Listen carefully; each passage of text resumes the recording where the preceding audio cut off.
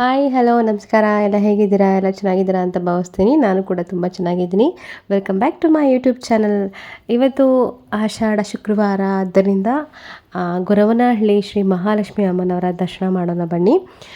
ನಾನು ಹೋಗಿದ್ದು ಮಂಗಳವಾರ ಸ್ವಲ್ಪ ರಶ್ ಇದ್ದರು.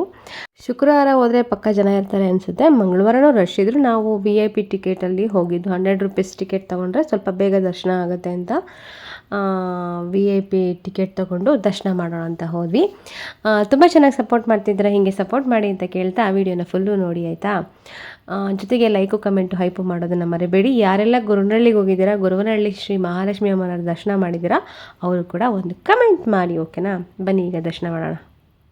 ಲೈಟಾಗೆ ಮೋಡ ಇತ್ತು, ಮಳೆ ಇರಲಿಲ್ಲ, ಬಿಸಿಲಿರಲಿಲ್ಲ, ತುಂಬ ಚೆನ್ನಾಗಿತ್ತು ವೆದರು.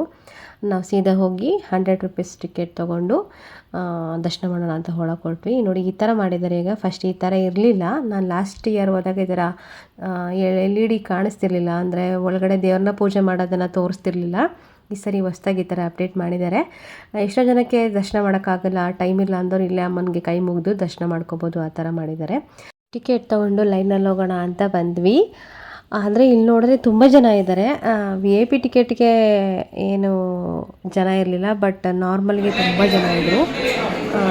ಸದ್ಯ ಅಂತ ಹೋಗಿ ನಿಂತ್ಕೊಂಡ್ವಿ. ದೇವ್ರ ದರ್ಶನ ಚೆನ್ನಾಗಾಯಿತು.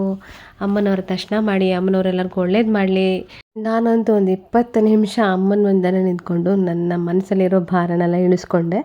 ಹಾಗೆ ಯಾರೆಲ್ಲ ವಿಡಿಯೋ ನೋಡ್ತಿದ್ದೀರಾ ಎಲ್ಲರ ಮೇಲೆ ಶ್ರೀ ಗೊರವನಹಳ್ಳಿ ಮಹಾಲಕ್ಷ್ಮಿ ಅಮ್ಮನವರ ದಯೆ ಇರಲಿ, ಕೃಪೆ ಇರಲಿ, ಆಶೀರ್ವಾದ ಇರಲಿ. ಎಲ್ಲರೂ ಲಕ್ಷ್ಮಿಗೆ ಕೈ ಮುಗಿರಿ, ಎಲ್ಲರಿಗೂ ಒಳ್ಳೆಯದಾಗಲಿ. ನಾನು ತುಂಬ ಹೊತ್ತು ನಿಂತಿದ್ದು, ದೇವರಿಗೆಲ್ಲ ಕೈ ಮುಗಿದು ಒಂದು ಸುತ್ತು ಪ್ರದಕ್ಷಿಣೆ ಬಂದೆ. ಆಮೇಲೆ ಈಗಿದೆ ನೋಡಿ, ಈ ಥರ ಅಲಂಕಾರ ಇತ್ತು. ದೇವ್ರನ್ನ ಡೈರೆಕ್ಟಾಗಿ ಫೋಟೋ ತೆಗೆಯೋದು ತುಂಬ ಕಷ್ಟ, ಅಲ್ಲೆಲ್ಲ ವೀಡಿಯೋ ಫೋಟೋಸ್ ಎಲ್ಲ ಅಲೋ ಇಲ್ಲ.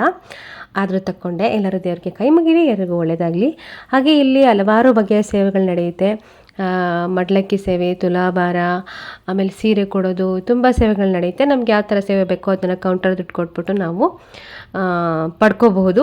ಆ ತಾಯಿ ಆಶೀರ್ವಾದ ಕೂಡ ಸಿಗುತ್ತೆ ನಮಗೆ. ಹಾಗೆ ಇಲ್ಲಿ ಇತಿಹಾಸ ನೋಡೋಕ್ಕೆ ಹೋದರೆ ಇಲ್ಲಿ ಬಂದು ನಮ್ಮ ಕಷ್ಟಗಳನ್ನ ಬಂದು ಹೇಳ್ಕೊಂಡ್ರೆ, ಕೈ ಮುಗಿದು ಮನೆಗೆ ಬಂದರೆ ನಮಗೆ ಕನಸಲ್ಲಿ ಬಂದು ನಮ್ಮ ಕಷ್ಟಗಳಿಗೆ ಪರಿಹಾರ ಕೊಡುತ್ತಾರಂತೆ ಅಮ್ಮನವರು. ಹಾಗೆ ಆ ಆಸೆಗಳು, ಆ ಕೋರಿಕೆಗಳು, ಆ ಕಷ್ಟಗಳು ನೀಗಿದ ಮೇಲೆ ನಾವಲ್ಲಿ ಹೋಗಿ ಮಡ್ಲಕ್ಕಿ ಕೊಟ್ಟರೆ ಸಾಕು, ನಮಗೆ ತಾಯಿ ನಮಗೆ ಆಶೀರ್ವಾದ ಮಾಡಿದಷ್ಟೇ ಒಳ್ಳೆಯದಾಗತ್ತಂತೆ. ಹಾಗೆ ಇಲ್ಲಿ ಕಮಲಮ್ಮನವರು ಅಂತ ಒಬ್ಬರಿದ್ದರು. ಅವರೇನೇ ದೇವಸ್ಥಾನದ ಮೇಯ್ನ್ ಆಗಿದ್ರು ಅವರು. ಅವ್ರ ಹತ್ರ ಕೂಡ ಹೆಣ್ಮಕ್ಳು ಬಂದು ಮಡ್ಲಕ್ಕಿ ತೊಗೊಂಡ್ರೆ, ಮಡ್ಲಕ್ಕಿ ಕೊಟ್ಟರೆ ಮದುವೆ ಆಗೋದು, ಮಕ್ಕಳಾಗೋದು ಎಲ್ಲ ಆಗ್ತಾಯಿತ್ತು. ಅವ್ರು ಇವಾಗಿಲ್ಲ, ಅವ್ರನ್ನ ಇಲ್ಲೇ ಸಮಾಧಿ ಮಾಡಿರೋದು. ಅಲ್ಲೇ ಒಂದು ಗುಡಿ ಆಗಿದೆ. ಈಗಲೂ ಕೂಡ ಅಲ್ಲಿ ಎಷ್ಟೊಂದು ಜನ ಹೆಣ್ಮಕ್ಳು ಹೋಗಿ ಮಡ್ಲಕ್ಕಿನ ಅರ್ಪಿಸಿ ಸ್ವಲ್ಪ ಮಡ್ಲಕ್ಕಿನ ವಾಪಸ್ ತೊಗೊಂಡು ಬರ್ತಾರೆ. ಯಾಕೆಂದರೆ ಕಮಲಮ್ಮನವರ ಆಶೀರ್ವಾದ ಇರಲಿ ಅಂತ ಆ ಥರ ಮಾಡ್ತಾರೆ. ಅವತ್ತಿಂದ ಇವತ್ತುವರೆಗೂ ದೇವಸ್ಥಾನ ಹೆಂಗಿದೆಯೋ ಹಾಗೆ ಇದೆ.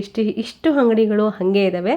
ನಾನು 10 ವರ್ಷದ ಹಿಂದೆ ಹೋಗಿದ್ದು ಕೂಡ ಅಂಗಡಿ ಹಿಂಗೆ ಇತ್ತು, ಬಟ್ ದೇವಸ್ಥಾನ ಸ್ವಲ್ಪ ಚೇಂಜ್ ಆಗಿದೆ ಅಷ್ಟೇ. ಯಾರೆಲ್ಲ ಗೊರವನಹಳ್ಳಿ ಲಕ್ಷ್ಮಿ ದೇವಸ್ಥಾನಕ್ಕೆ ಹೋಗಿದ್ದೀರಾ ಒಂದೊಂದು ಕಮೆಂಟ್ ಮಾಡಿ. ಹಾಗೆ ಏನಾದರೂ ನಾನು ತಪ್ಪು ಮಾಹಿತಿ ಕೊಟ್ಟಿದ್ರೆ ದಯವಿಟ್ಟು ಕ್ಷಮೆ ಇರಲಿ. ಒಬ್ಬೊಬ್ಬರ ಭಕ್ತಿ ಒಂದೊಂದು ಥರ ಇರುತ್ತೆ, ಒಬ್ಬೊಬ್ಬರು ಅನಿಸಿಕೆ ಒಂದೊಂದು ಥರ ಇರುತ್ತೆ, ಒಬ್ಬೊಬ್ಬರ ತಿಳ್ಕೊಂಡಿರೋ ಥಾಟ್ ಕೂಡ ಬೇರೆ ಥರ ಇರುತ್ತೆ. ಸೊ ನಾನು ತಿಳ್ಕೊಂಡಿದ್ದು ನನಗೆ ಹೇಳಿದ್ದೀನಿ. ಹಾಗೆ ಯಾರೆಲ್ಲ ಫುಲ್ಲು ವಿಡಿಯೋ ನೋಡಿದ್ದಾರೋ ಎಲ್ಲರಿಗೂ ನನ್ನ ತುಂಬ ಹೃದಯದ ಧನ್ಯವಾದಗಳು. ಮತ್ತೆ ಮುಂದಿನ ವಿಡಿಯೋದೊಂದಿಗೆ ಮತ್ತೆ ಸಿಗ್ತೀನಿ. Thank you for watching. ಎಲ್ಲರೂ ಲೈಕು ಕಮೆಂಟು ಹೈಪು ಮಾಡೋದನ್ನು ಮರಿಬೇಡಿ. ಹಾಗೆ ವಿಡಿಯೋದಲ್ಲೇನಾದರೂ ತಪ್ಪು ಮಾಹಿತಿ ಕೊಟ್ಟಿದ್ರೆ, ತಪ್ಪಾಗಿ ಏನಾದರೂ ಮಾತಾಡಿದರೆ ದಯವಿಟ್ಟು ಕ್ಷಮೆ ಇರಲಿ. Thank you for watching. Bye bye.